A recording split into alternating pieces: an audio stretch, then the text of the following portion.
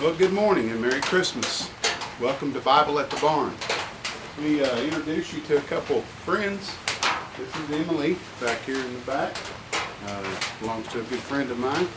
And this one here, who's got her head down eating hay, is Penny.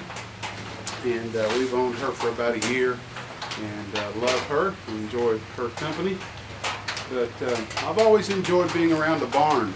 And I guess about 2 years ago, we started building this small barn that we have here, and started off with some goats and ended up with the horse, and we just enjoyed it. Always enjoyed being around the barn and being around the hay, and all that stuff has always been fun to me.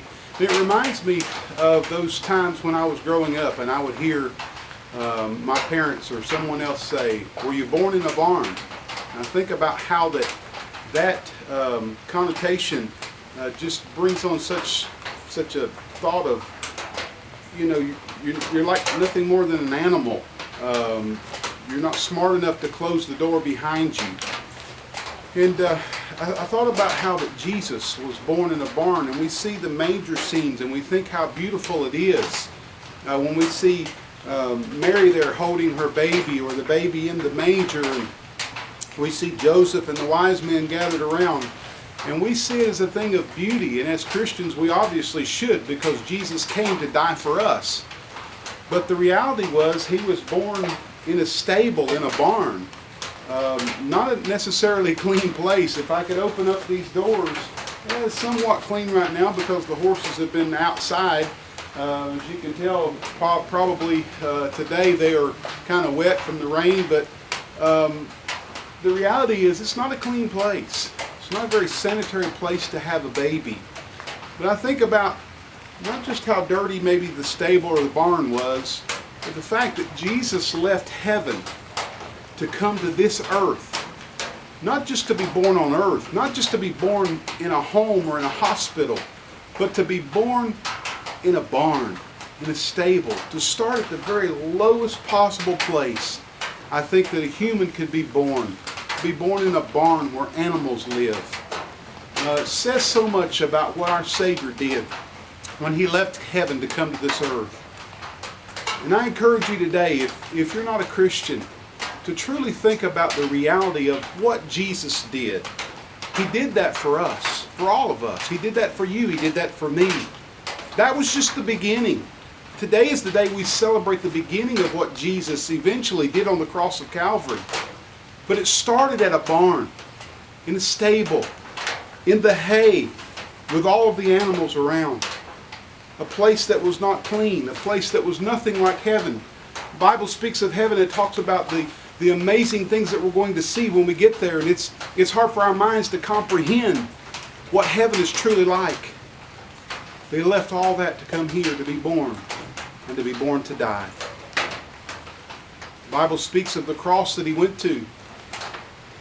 It speaks of the pain, the torment, the suffering that he went through. And it all started in a barn. I'm thankful that Jesus Christ was willing to come to a place like this. That barn was probably not nearly as nice as this one. Probably not nearly as clean. But he was willing to come and be born that day, so that he could start the process of being the Savior of the world. The process of growing older and heading down the road to the cross, the Via Dolorosa, to be beaten, to be spat upon, to be cursed, to be mocked, and ultimately to die for you and for me. If you don't know Christ as your Savior today, think about the true meaning of Christmas. Think about that day at the barn, the stable, when Jesus, the Messiah, the Christ, the Son of God, came to this earth to die for you and for me. Oh, we celebrate this day, but that was the beginning of the death of Jesus. But the wonderful news is he didn't stay dead. He's alive. He's in heaven. And one day he's coming back. That day could be very soon.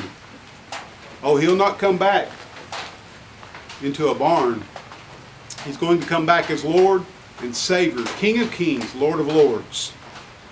And he's going to reign and rule over this world And I'm glad that I know Him as my personal Savior, because one day He came to a barn and was born so that He might die for you and me. Thank you for joining us today at Bible at the Barn, and thank Jesus for what He's done for you on the cross of Calvary. If you haven't accepted Him, why don't you pray and ask Jesus Christ to be your Lord and Savior? Just simply pray and say, Lord, I want you to be my Lord and Savior. I believe you are the Christ, the Savior of the world. I believe that you came to this earth to die for me, to pay the punishment for my sins, and I accept you as my Lord and Savior. I turn to you. I leave all of my life behind, all of my worldly things that I've been searching for and longing for and going after. I leave all of those things behind, and I come to you today, Lord, and I ask you to be my Lord and Savior. I'm not trusting in me, but I'm trusting in you, what you did on the cross of Calvary. And I accept you today. Forgive me my sin and be my Lord and Savior. I give my life to you.